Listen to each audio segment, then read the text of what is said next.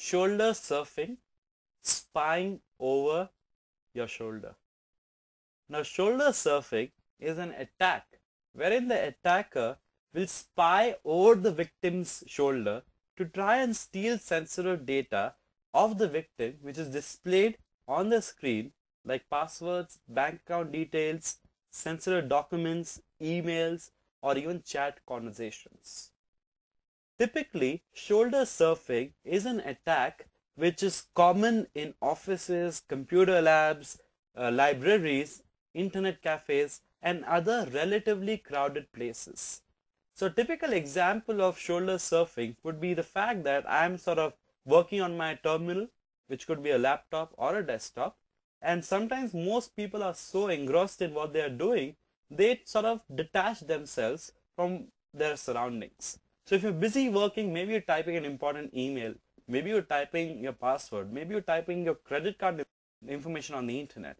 Now, somebody who is smart enough, an attacker who is smart enough, he could be standing behind you, or he could simply be walking behind you, and he could actually spy upon, look over your shoulder and see what you're typing. He could look at your fingers while you're typing so that he can find out what keys you're typing, which is quite difficult. Or he could take the easier route and simply look at your computer screen and find out exactly what is being displayed on your screen. So that's a classic example of shoulder surfing, and some very good countermeasures that you can implement against shoulder surfing is, first of all, always be alert of your surroundings, always be alert of who is around you.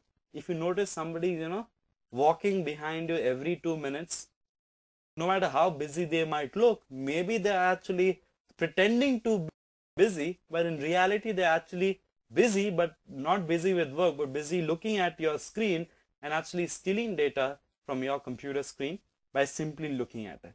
So shoulder surfing is not physical theft. Shoulder surfing is not computer threat wherein somebody breaks into your computer and steals a file. It's an attack, or it's a theft which happens only through the eyes, only through the human brain, wherein the attacker simply looks over your shoulder and sees what you're typing or sees what is being displayed on your screen. So you got to be alert of your surroundings and people acting suspicious. If you find that somebody, or if you suspect that somebody is actually carrying out shoulder surfing, you just sort of need to be, maybe you can sort of change or close the application that you're using.